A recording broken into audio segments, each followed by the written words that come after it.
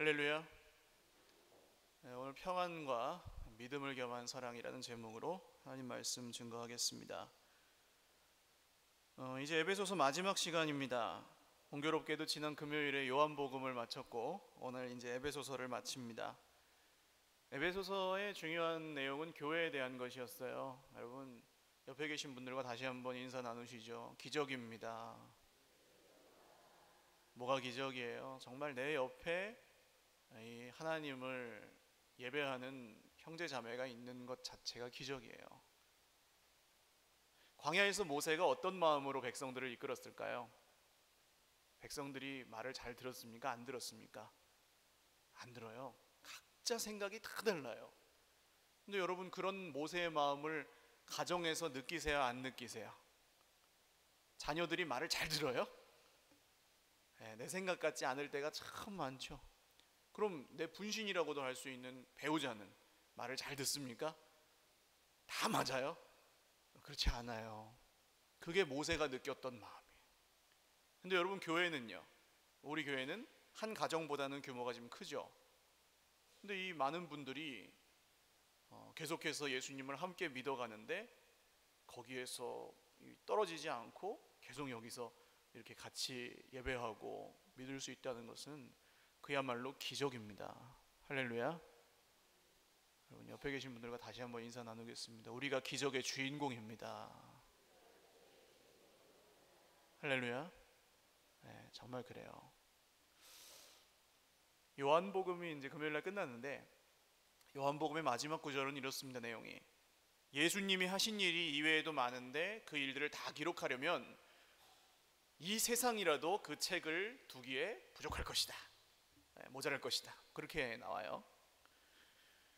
그러니까 무슨 뜻이냐면 이제 예수님의 말씀과 예수님이 하신 일과 이런 것들을 책에다가 담지 말고 어디다 담으라는 얘기일까요? 우리의 몸에, 우리의 마음에, 우리의 삶에. 할렐루야. 특별히 금요일에도 말씀드렸죠. 신앙생활은 말씀을 믿음으로 경험하는 것이다. 따라할까요? 말씀을 믿음으로 경험하는 것이다. 그러니까 말씀만 있으면 지식에 그치고요. 믿음만 있으면 헛된 자기 확신이나 다른 걸 믿게 돼도 그 믿음이라고 착각할 수 있고요.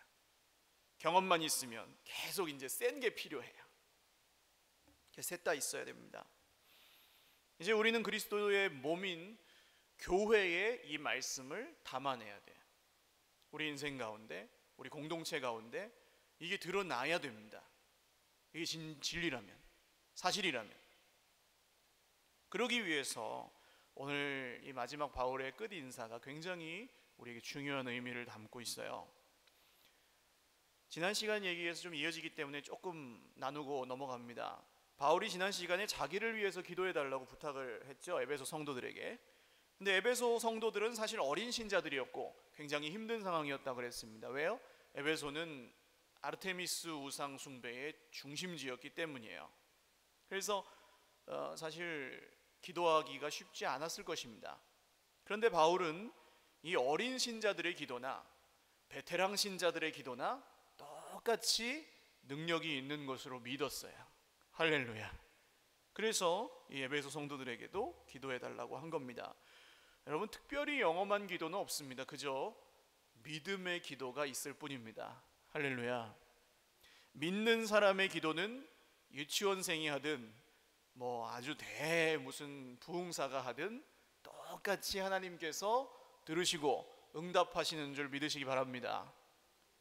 그래서 그 기도는 여러분 누가 기도하든 그 기도는 하나님과 우리 사이에 한 분 누구세요?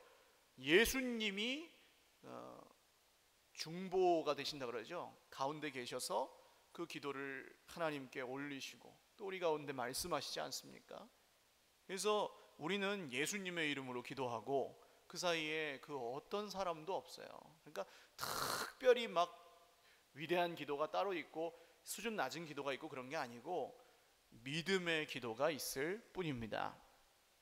그리고 또 한 가지는 바울은 지금 기도 없이 하는 전도 사역이 얼마나 안고 없는 찐빵 같은지를 알고 있어요. 우리는 기도하기보다는 일하는 데 익숙한 세상을 살아가고 있습니다.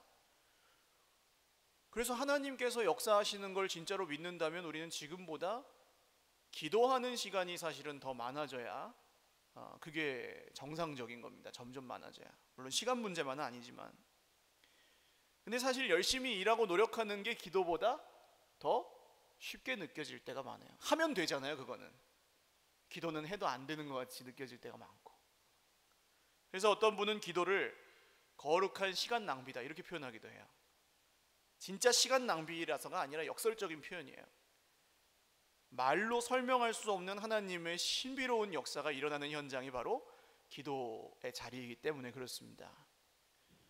20세기의 기독교의 어떤 굉장히 획을 그은 한 지도자인 영국 성공의 윌리엄 템플 주교라는 분이 이런 말을 했다 그래요. 어떤 사람이 기도로 인해서 일어나는 일들을 그냥 우연의 일치라고 폄하할지라도 나는 기도를 멈추면 그 우연의 일치가 함께 멈추는 것을 경험했다. 그러니까 이 우연의 일치라고 세상 사람들이 뭐 이렇게 기도한다고 뭐가 나와 하지만 기도를 안 해보면은 안다는 거예요. 그마저도 없는 거예요. 아무것도 자기가 느끼지 못하고 경험하지 못하는 겁니다.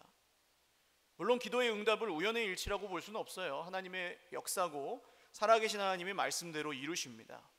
할렐루야. 여기에 아멘을 하시는 분만 기도할 수 있는 거예요. 결국은 믿는 사람이 기도합니다. 할렐루야. 그래서 우리가 기도할 때 보이지 않지만 하나님께서 역사하신다는 거예요. 우리가 일하면은 그냥 우리가 일할 뿐이지만 우리가 기도하면 하나님이 일하신다는 것을 믿는 사람, 할렐루야. 그런 사람만이 기도할 수 있어요. 이 기도에 대한 내용이 추상적인 것처럼 들리지만 굉장히 현실적이고 구체적인 얘기이기도 합니다. 예를 들어서 어떤 운동선수가 운이 좋아서 1등을 계속하는 것처럼 이제 보일 수 있죠. 사람들이 아유 쟤는 운이 참 좋네 1등만 계속하고 그럴 수 있어요. 그런데 그 운동선수는 이제 훈련을 열심히 하다 보면은 뭘 느끼냐 하면 훈련을 열심히 하고 연습을 열심히 하다 보면 운이 좋아지는 걸 느껴요. 점점 더. 이게 뭘 말합니까? 그게 다 실력으로 되는 거라고 할 수는 없지만 이 열심히 한다고 다 생각대로 되는 건 아니지만 그래도 열심히 할 수밖에 없는 이유는 그런 이유예요. 물론 기도 응답은 운이 좋아지는 것과는 또 전혀 다른 얘기지만 결국 제가 늘 말씀드리는 것처럼 기도는 머리로 하는 것도 아니고 입술로 하는 것도 아니고 뭘로 해야 돼요? 엉덩이로 해야 됩니다. 할렐루야. 거기에 버티고 나와 앉아 계시는 것 자체가 믿음이에요. 오늘 여러분 정말로 복된 엉덩이를 갖고 이 자리에 나오셨습니다. 옆에 계신 분들에게 한번 축복하시기 바라요. 평생의 이 복된 엉덩이를 잘 지킵시다. 엉덩이가 복되면 이제 그 다음 입술도 복되고 생각도 복되고 일어나는 일도 복되고 그렇게 바뀌는 거죠. 그러니까 내가 좀 더 기도해야 되겠다고 느끼시는 분들 있으실 거예요. 그냥 충분히 기도하시는 분들이 대부분이지 않으실 거라고 생각해요. 얼마나 기도하기가 어렵습니까? 그렇다면 여러분 기도해야 된다는 그 주님의 음성에 귀를 기울이시고 순종해 보시기를 주님의 이름으로 축원합니다. 어색할 뿐이지 어려울 건 하나도 없어요. 기도가 뭐가 어려워요? 그냥 나와서 앉아있고 그 시간을 견디고 믿음으로 하나님을 바라보고 생각하고 할 말이 있으면 하고 없으면 가만히 있고 그 기도 아닙니까? 이래서 못하고 저래서 못하고 핑계가 참 많죠. 그러나 다른 걸 좀 포기하면 충분히 시간을 내어서 구별하여 드릴 수 있습니다. 뭐 안 하는 것보다 나은 기도를 하시는 걸로 만족하지 마세요. 자기 전에 한 잠깐, 그것도 안 하는 것보단 나아요. 뭐 밥 먹을 때 잠깐, 안 하는 것보단 나아요.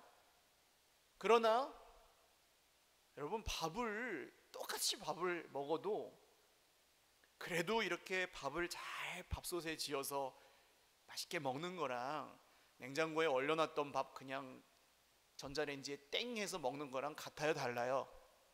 밥은 똑같은 밥이어도 다르잖아요.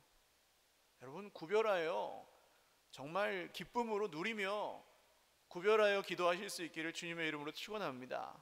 이 부담이 아니고 여러분의 기쁨 되시길 바라요. 근데 이게 지금 이 내용이 어디서부터 왔습니까?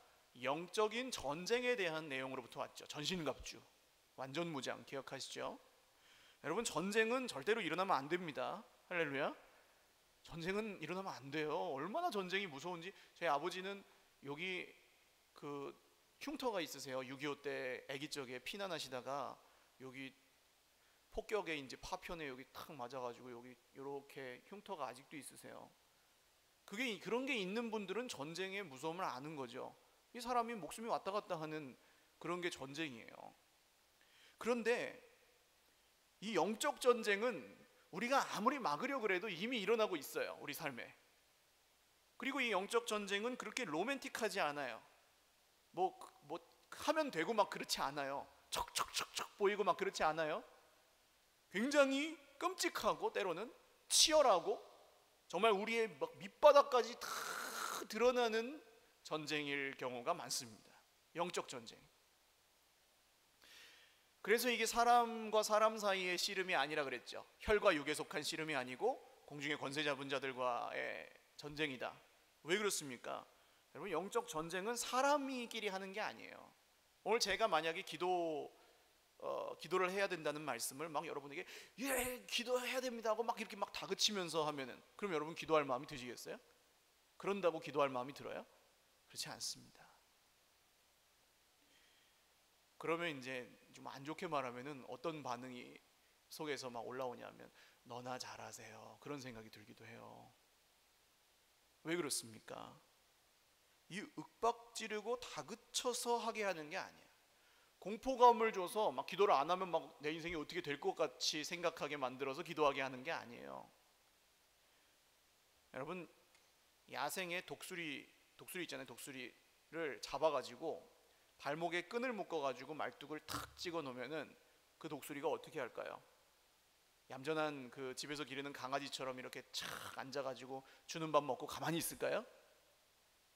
어떻게 할까요? 그 야생 독수리가 하늘로 날아가려고 발버둥을 치겠죠. 그러다가 이제 좀 승질이 있는 독수리는 그러다가 죽겠죠. 묶어놓는 걸 참지를 못하고. 여러분, 우리의 기도는 그런 겁니다. 몰랐으면 몰라요. 그냥 원래 길들여진 독수리면 몰라요. 그러나 하늘을 날아다니는 그 맛을 아는 독수리는 아무리 묶어놔도 올라갈 수밖에 없는 거예요. 할렐루야. 하나님의 은혜를 체험하고 하나님이 진짜로 살아계신 분이라는 걸 믿는 그리스도인은 아무리 핑계가 있어도, 아무리 장애가 있어도 하나님을 향해 그 묶인 끈을 기세로 날아오를 수밖에 없는 거예요. 여러분, 그런 마음으로 당연하게 기도하실 수 있기를 주님의 이름으로 축원합니다.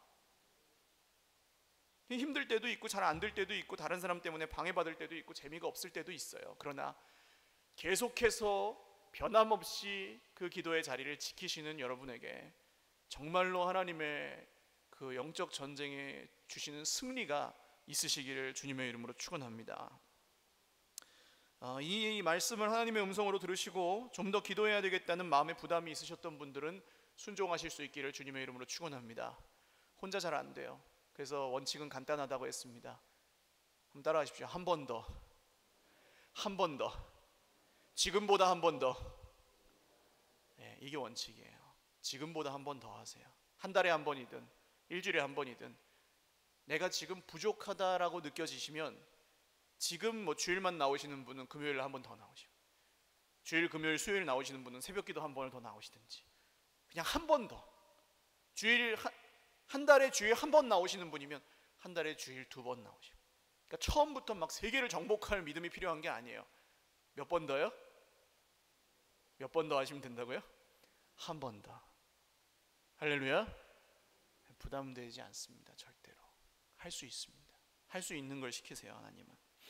자, 그런데 바울이 거기에 이어서 하는 얘기가 이제 오늘 말씀이에요. 이 기도를 하려면 알아야 됩니다. 21절 같이 읽죠. 시작.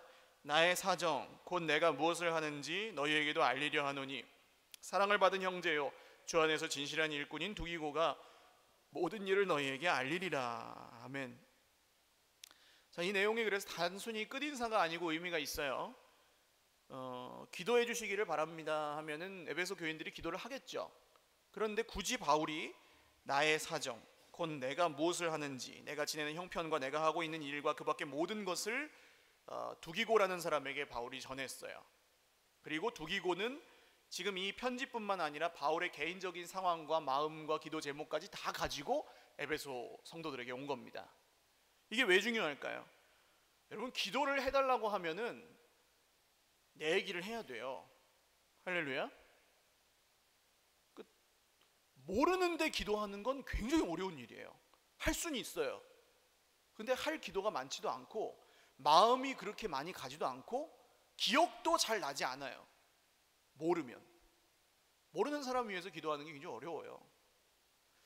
어제도 우리 태국 강영석 선교사님에게 문자가 왔어요. 지금 상황은 몇 번 말씀드렸지만 둘째 자녀에게 희귀 질환이 발견됐고 사모님은 갑상선 암이 발견돼서 수술을 앞두고 있는 상황입니다. 지금 한국에 들어와 있는데 그대로 한번 읽어드릴게요. 병기 목사님, 또 소식 전해요. 가유리는 지난번에 얘기했던 것처럼 고프롤린 혈증 1형으로 나왔습니다. 감사한 것은 중증인 2형이 아니어서 감사하고 완전한 치유가 있었으면 좋겠지만 몸에 가시를 남겨두시며 더욱 주님만 의지하게 하심도 감사하네요. 그리고 아내에 대한 소식은 9월 8일에 아주대학병원에서 갑상선 암 수술을 하게 되었습니다. 그래서 8월 24일에는 CT 촬영 외에 여러 가지 검사를 하며 수술 준비를 하게 된다고 합니다. 31일에도 아내가 임신성 당뇨가 약간 있었어서 관련된 진료를 받게 됩니다. 그리고는 그 다음 주에 바로 수술입니다. 수술을 위한 진행 과정이 순탄하고 수술도 잘 받을 수 있도록 기도 부탁드립니다. 수술을 받게 되면 며칠간은 아이들 돌보는 부분도 걱정이 되는데 주님의 선한 인도하심이 있기를 기도해 주세요. 감사합니다. 지난번 우리가 이제 마음을 다해서 모은 헌금을 재정부를 통해서 선교사님께 보내드렸어요. 그리고 선교사님은 우리가 기도할 줄 알고 이 소식을 계속 전해옵니다. 저는 기도해 주세요 하고 자기 소식을 계속 이렇게 전해주시는 선교사님, 개인적으로 특별하게 그런 분은 처음 만났어요. 그러니까 이분하고 저하고는 같은 학교 같은 반에서 신학교 때 공부를 했지만 그렇게 막 엄청나게 막 그런 막역한 사이는 아니었거든요. 그냥 서로 알고 그냥 친한 분이었어요. 근데 이분이 저를 신뢰하고 그리고 우리 성도님들을 신뢰하고 계속해서 자기의 상황을 알리고 지금 되어가는 형편을 알려주고 하는 이것이 저는 너무 감사하고 또 배워요. 기도는 이런 것이구나. 정말로 나를 위해 기도해 주는 분이라고 하면 내 속을 열어서 보여줄 수 있어야 하는구나 라는 걸 배워요. 여러분, 우리가 기도하지 않아도 무관심해도 하나님이 역사하세요. 그러나 우리가 기도하면 우리도 하나님의 기적의 주인공들이 되어서 그 기적을 함께 체험하는 줄 믿으시기를 바랍니다. 그러려면 알아야 돼요. 사랑해야 됩니다.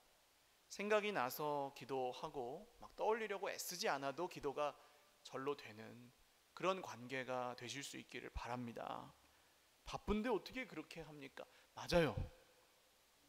바빠서 지금 여기 계신 분들도 서로를 다 알 시간도 없고 일일이 물어볼 시간도 없고 어려워요. 그래서 있는 게 뭡니까? 구역이에요. 10명 남짓한 다른 사람은 몰라도 그냥 우리 구역 식구들만큼은 하는 겁니다. 이게 구역 이기주의가 아니고 우리의 겸손이에요. 내가 다 할 수 없지만 하나님, 내 손이 닿고 내 마음이, 내 생각이 닿는 곳까지는 그래도 최선을 다해 섬기겠습니다. 할렐루야. 그게 이제 우리 구역 식구들을 위한 기도예요. 여러분, 공동체 안에서 신앙이 자랄 수밖에 없는 이유가 바로 그렇습니다. 이걸 하면서 우리가 진짜 믿음을 키워가요. 혼자서 개인적으로 말씀 읽고 기도하고 거기서도 우린 잘하지만 이 보이지 않는 하나님의 부르심을 함께 믿으며 전혀 사랑할 만하지 않은 부족한 서로를 섬기면서 우리는 진짜로 예수님을 닮아갈 수 있습니다. 목회자를 위한 기도도 마찬가지예요. 저는 이전에는 다들 바쁘시고 다들 힘드신데 그냥 내 기도는 내가 해야지, 이런 생각을 갖고 있었어요. 감히. 그래서 저를 위해서 기도하시라고 강하게 얘기를 별로 안 했어요. 지금은 여러분, 저를 위해서 그리고 저희 가정을 위해서 많이 기도해 주십시오. 할렐루야. 많이 기도해 주셔야 됩니다. 정말 열과 성을 다해 기도해 주시기를 부탁을 드려요. 왜냐하면 정말 기도는 절대로 소용없지 않습니다. 한마디 한 말을, 그게 기도가 아니었는데도 하나님이 들으시고 응답하실 때가 있어요. 어떻게 우리가 설명할 수 없지만 이렇게 연약한 내 기도를 하나님 들으시고 잠깐 생각에 스쳐 지나간 기도조차도 응답하신 하나님이 우리가 기도할 때 역사하십니다. 제가 이제 그걸 믿기 때문에 제 힘으로는 목회도 그리스도인으로 사는 것도 어렵다는 걸 이제 알아요. 불가능하다는 것을. 그래서 저는 강하게 여러분께 요청하고 부탁을 드리는 것은 저를 위해서 기도해 주셔야 됩니다. 그래서 기도하는 분들은 자꾸 나는 하는 게 없다는 말씀을 하실 필요가 없어요. 기도는 돈보다 더 힘이 있습니다. 할렐루야. 기도하는 게 가장 큰 도움이에요. 그래서 알잖아요. 우리가 서로를 사랑하고 알면 그 자체로 사실은 위로가 됩니다. 이게 신기하죠. 누가 나한테 와가지고 막 힘든 얘기를 하고 그러면 내가 이득되는 게 하나도 없잖아요. 사실은 마음만 그냥 쓰이지. 그런데 그것을 하나님께 올려드리면, 누가 나에게 와서 기도를 부탁하고 또 와서 자기 마음을 털어놓고 얘기하면 내가 위로를 받아요. 신기한 일이 생깁니다. 왜 그렇습니까? 22절 같이 읽죠. 시작. 우리 사정을 알리고 또 너희 마음을 위로하기 위하여 내가 특별히 그를 너희에게 보내었노라. 아멘. 자, 바울이 자기 사정을 알리고 그게 이제 에베소 교인들에게 위로가 됐대요. 아니, 감옥에 갇혀 있는 바울 얘기를 들으면 그게 뭐가 위로가 됩니까? 바울 정도 되는 사람도 감옥에 갇혀가지고 저렇게 고생하는데 우리는 뭐냐, 막 이렇게 생각하지 않았을까요? 근데 그렇지 않고 바울이 감옥에 있는데도 불구하고 하나님을 신뢰하고 있다는 걸 들으면서 비슷하게 힘든 사람들이 힘을 얻는 거예요. 그래, 맞아. 바울이 그렇게 힘든데도 하나님 붙드는데 나도 붙들어야지. 바울이 그렇게 힘든데도 이 삐약삐약하는 에베소 성도들에게 기도를 부탁한다고 하면 이 에베소 성도들이 그래, 바울처럼 대단한 사람도 하나님의 은혜로 사는데 우리도 은혜로 살아야지, 이런 생각을 하면서 막 위로를 받는 거예요. 여러분, 구역에서 서로 만나시는 분들이 수준이 다 다르죠. 수준이라고 표현해 죄송해요. 색깔도 다르고 성격도 다르고 신앙의 어떤 색깔이나 교회에 대해 갖고 있는 생각도 처음에는 좀 안 맞을 수 있어요. 그러나 그걸 판단하지 않고 틀렸다고 하지 않고 거기서 계속 함께 지내다 보면 어떤 일이 일어납니까? 내가 힘든 것을 나 혼자만 힘든 게 아니라 저 사람도 힘들어하네. 나 혼자 힘든 게 아니었구나. 이 자체로 그냥 위로를 받아요. 세상에 나 혼자 같고 그냥 나 혼자 외로운 것 같고 나만 기도 응답 못 받는 것 같고 나만 고생하는 것 같았는데 이 사람도 똑같은 믿음의 시험을 겪고 있네. 여기서 위로가 돼요. 그리고 내가 기도를 못할 때 누가 기도해줘요? 그 연약한 그 옆에 있는 사람이 나를 위해 기도해주잖아요. 여러분, 그런 모임을 계속하다 보면은 그 가족이 안 되겠습니까? 싫어도, 안 맞아도. 여러분, 옆에 계신 형제 자매들을 지금보다 조금 더 신뢰하실 수 있기를 주님의 이름으로 축원합니다. 옆에 분들에게 축복하죠. 신뢰합니다. 예, 신뢰합니다 아니고 신뢰합니다. 믿을만 해야 믿지 그러시면 안 돼요. 이거 언제까지 우리가 갖고 가겠습니까? 세상의 인간관계를. 그 사람이 모자라도 그 사람이 실수가 많아도 예수 그리스도 안에서 하나님이 우리를 만나게 해주셨으면 그 사람 나의 형제인 줄 믿으시기 바랍니다. 피곤하고 바쁘다 보면 여러분, 가족끼리도 서로의 마음을 잘 모르죠. 우리가 아프다는 얘기도 잘 못할 수도 있어요. 아프다 그러면 맨날 아파 그리고 막 핀잔 주고 그러면요. 근데 그게 계속 반복되면요, 나는 아파서 얘기했는데 너는 왜 아프냐 이러면 계속 그게 반복되면 어떻게 됩니까? 아파도 아프다고 말을 못해요. 힘들어도 힘들다고 말을 못해요. 그게 뭐가 가족이에요? 가족끼리도 그래요, 여러분. 여러분, 우리는 서로에게 교사가 아니라 가족이 되실 수 있기를 주님의 이름으로 축원합니다. 가족을 만나면 위로가 있습니다. 뭐 똑바로 해야지. 다그쳐서 그렇게 되면 그렇게 하시면 되는데 대부분 그렇게 해서 변하지 않아요. 똑바로 해서 가족입니까? 내 마음에 들게 해서 가족입니까? 그건 가족 아니에요. 만약에 우리가 사랑할 만한 사람만 사랑한다면 그게 무슨 소용이 있겠는가? 세상에 안 믿는 사람들도 그 정도는 다 한다. 주님 말씀하시잖아요. 하나님의 사랑이 우리 속에 있어야 하나님의 위로도 있는 줄 믿으시기 바랍니다. 하나님의 사랑이 하나님의 위로를 함께 있게 합니다. 그래서 23절과 24절이 결론이에요. 같이 한번 읽죠. 시작. 아버지 하나님과 주 예수 그리스도께로부터 평안과 믿음을 겸한 사랑이 형제들에게 있을지어다. 우리 주 예수 그리스도를 변함없이 사랑하는 모든 자에게 은혜가 있을지어다. 아멘. 자, 평안과 믿음을 겸한 사랑 그랬는데요. 아까 우리 집사님이 참 잘 읽으셨어요. 이게 평안과 믿음을 겸한 사랑이 아니고 평안과 믿음을 겸한 사랑, 이렇게 나누는 겁니다. 평안과에 이렇게 이렇게 하나 쳐놓으시면 돼요. 평안과 믿음을 겸한 사랑. 그러니까 이걸 어순으로 보면은 이렇습니다. 직역하면 평화가 형제들에게 있기를. 바울이 굳이 형제라는 말을 써요. 여기다가 지금까지 안 쓰다가 너희들 그러기도 하고 그러다가 형제들에게 있기를 그래요. 왜 그렇습니까? 가족이기 때문이에요. 그걸 지금 강조하고 있는 거죠. 평화가 형제들에게 있기를. 그리고 믿음을 겸한 사랑도 있기를, 그런 거죠. 그 다음 하나님 아버지와 주 예수 그리스도로부터, 이렇게 쓰여 있습니다. 그러니까 이 구절은 뒤에서부터 읽으면 되는 거죠. 하나님 아버지와 주 예수 그리스도로부터 믿음을 겸한 사랑이 형제들에게 있기를 바랍니다. 그리고 그 결과로 뭐가 있어요? 평화가 있는 거죠. 평안. 하나님의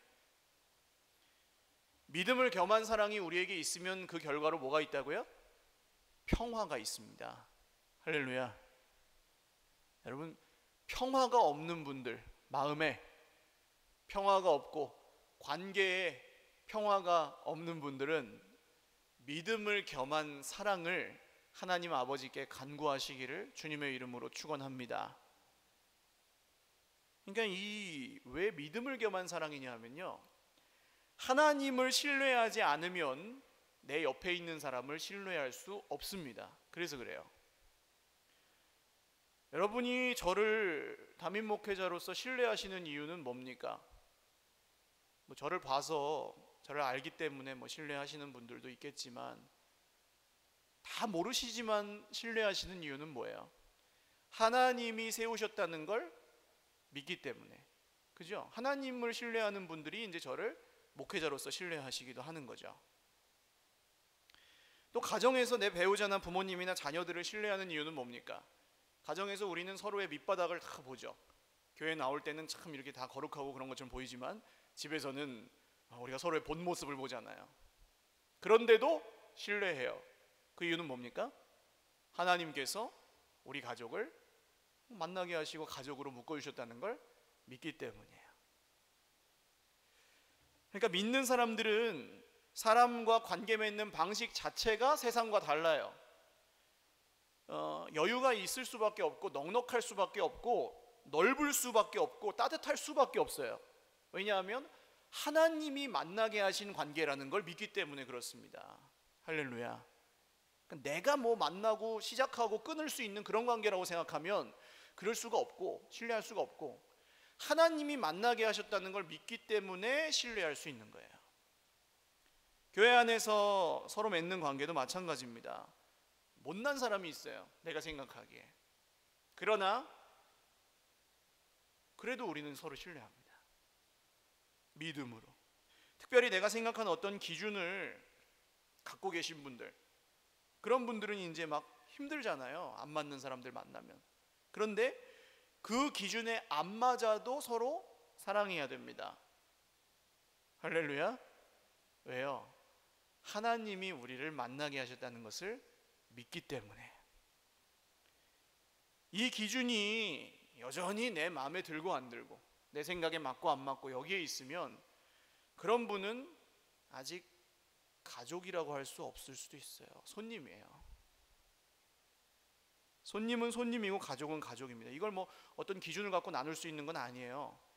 그러나 주 예수님 안에서 더 특별한 가족이 있을 수밖에 없습니다. 그걸 제가 나누는 게 아니고 서로가 아시죠.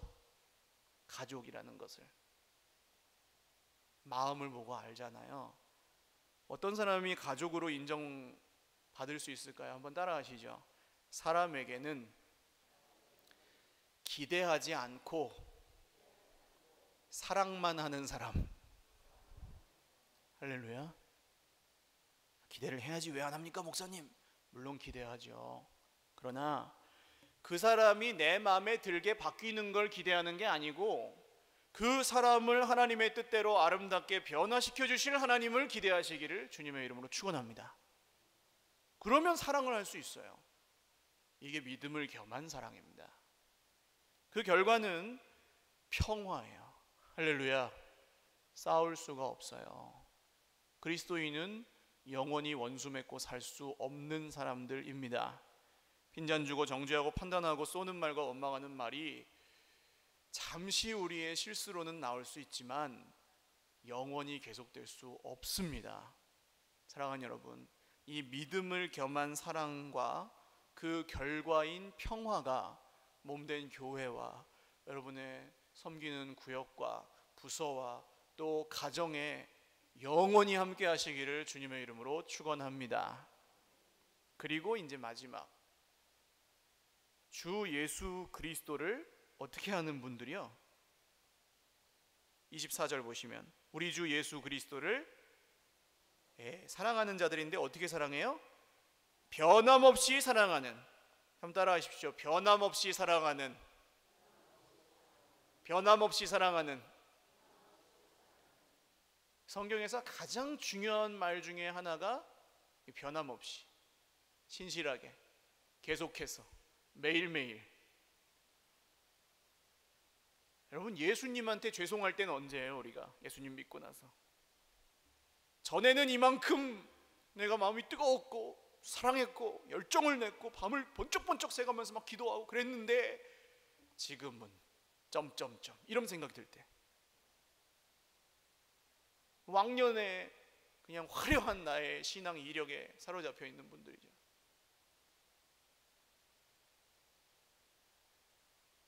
베드로가 예수님을 만났던 얘기가 요한복음 21장에 나옵니다. 부활하신 예수님 만나죠. 베드로는 예수님 앞에서 호언장담했습니다. 다른 사람이 다 버려도 나는 버리지 않겠습니다. 근데 꼭기요 할 때 어떻게 했어요? 난 저 저주받을 나사렛 사람 몰라. 그리고 예수님 다시 만났어요. 근데 예수님은 한마디도 안 해요. 그거에 대해서 괜히 불편하게. 차라리 혼이나라도 해줬으면 좋겠는데. 그리고 뭘 물으십니까? 요한의 아들 시몬아, 베드로야, 네가 나를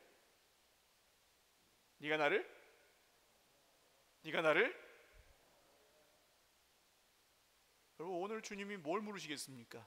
왕년에 그렇게 화려하게 신앙생활을 하다가 지금 이렇게 처져 있는 나에게 뭘 물으시겠습니까? 넌 그때는 그렇게 잘하더니 왜 지금은 그렇게밖에 못하냐 그러시겠습니까?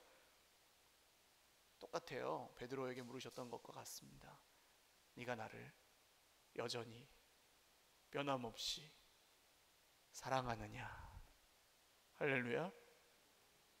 베드로는 참 양심도 없어요. 그렇게 해놓고 뭐라고 대답합니까? 주여, 내가 주님을 사랑하는 줄 주님께서 아시나이다. 이게 양심이 없는 거예요? 아니에요. 그게 베드로의 마음이에요.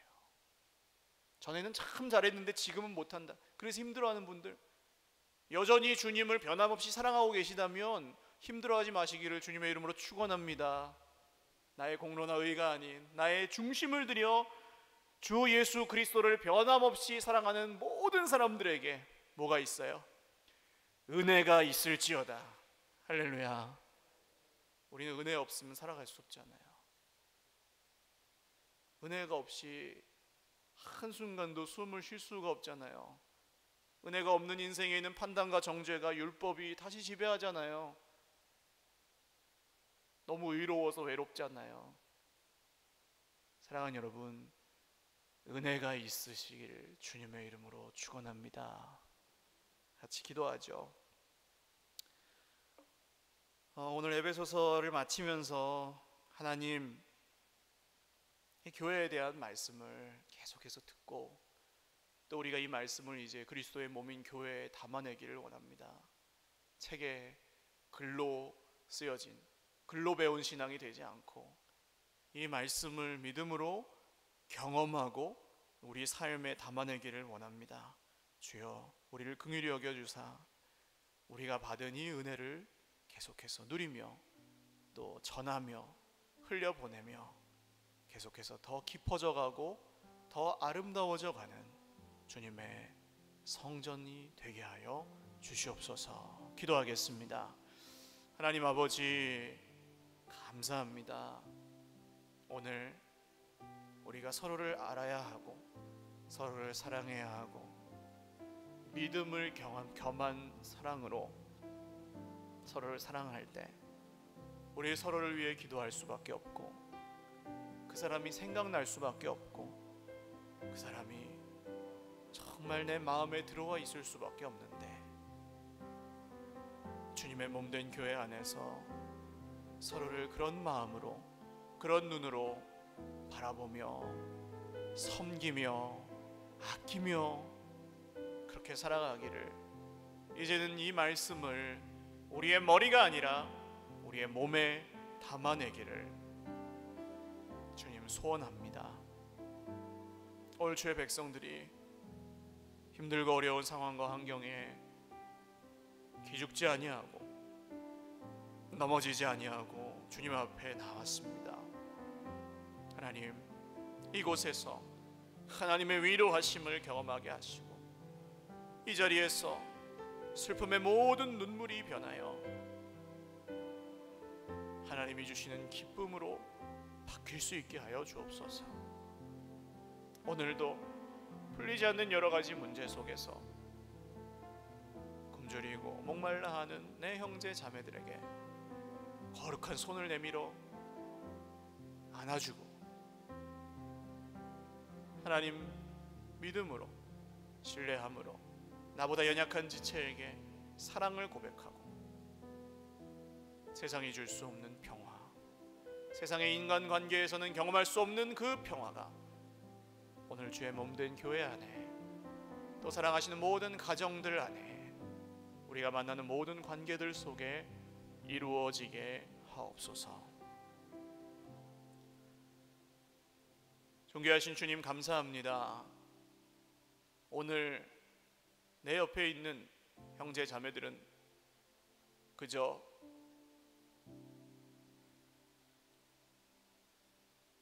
그냥 그 자리에 있는 것이 아니고 하나님의 기적으로 그 자리를 지키고 있는 사람들입니다. 예배할 수 있는 이유보다 예배하지 못할 이유가 훨씬 많고 기도할 이유보다 기도하지 못할 이유가 훨씬 많고 감사할 이유보다 불평하고 원망할 이유가 훨씬 많은 이 세상에 정말로 기적과 같이 이 자리를 때로도 눈물 흘리며 지키고 있는 하나님의 사람들입니다. 주님, 우리가 이 부족함 투성이인 공동체 속에서 위로를 받고 여전히 살아계신 주님의 음성을 들을 수 있는 이유는 한 사람도 그냥 와 있는 사람이 없기 때문입니다. 주님, 오늘 이 에베소서 말씀, 주님께서 교회를 향해 부탁하시고 권면하시는 사랑의 말씀을 듣고 제 안에 변화되어야 될 것들이 변하게 하시고, 더 많이 믿어야 될 것들을 믿게 하시고, 더 많이 신뢰하고 인정해야 될 것들은 이제 신뢰하고 인정하며 더욱 아름다운 주님의 성전으로 세워져 가고 빚어져 가게 하여 주시옵소서. 그래야 할 때에 내 옆에 쓰러져 있던 지체가 손잡고 함께 걸어가는 나 때문에 일어나고, 또 내가 지쳐 쓰러져 있을 때에는 정말 어린아이와 같이 보이던, 평소엔 눈에 띄지도 않던 우리 구역 식구가 나를 위해 기도해 주므로 다시금 일어나고, 이러한 소소하지만 특별한 하나님의 기적들을 공동체 안에서 계속 경험해 갈 수 있도록 주님께서 은혜를 베풀어 주시옵소서. 오늘도 진심으로 사랑하며 예수님을 변함없이 사랑하며 이 길을 걷는 모든 주의 백성들에게 믿음을 겸한 사랑이, 그리고 평화가, 그리고 은혜가 있게 하여 주시옵소서. 감사하옵고 예수님의 이름으로 기도 올리옵나이다. 아멘. 우리 하나님께 영광의 박수 올리겠습니다. 다 같이 일어나셔서 마지막 찬양 드리고